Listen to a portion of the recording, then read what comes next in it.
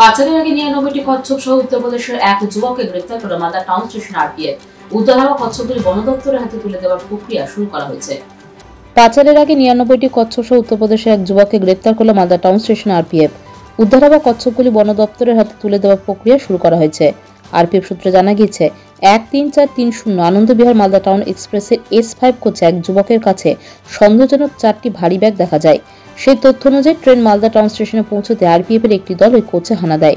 তল্লাশি চালিয়ে 4টি ব্যাগ থেকে উদ্ধার হয় ৯৯টি কচ্ছপ। গ্রেপ্তার করা হয় যুবককে। ধৃত যুবকের নাম শুভম, বাড়ি উত্তরপ্রদেশের সুলতানপুর জেলার দেহাত কোতোয়ালি এলাকায়। উদ্ধার হওয়া কচ্ছপগুলি বন দপ্তরের হাতে তুলে দিয়েছে আরপিএফ কর্তৃপক্ষ। মালদা থেকে উজ্জ্বল পালের রিপোর্ট।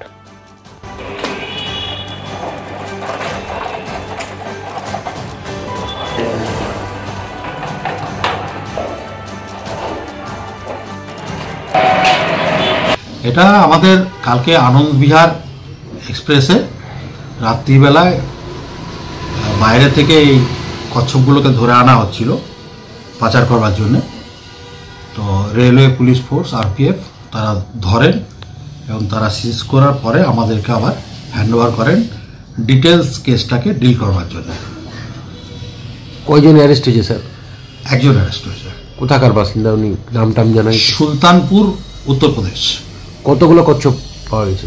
আমরা ৯৯টা কচ্ছপ ওনাদের কাছ থেকে রিসিভ করেছি। পাথর ছাড়াই প্রতিকার সম্ভব। মালদার প্রাচীনতম ভৃগু বংশ জ্যোতিষী পণ্ডিত S শাস্ত্রী।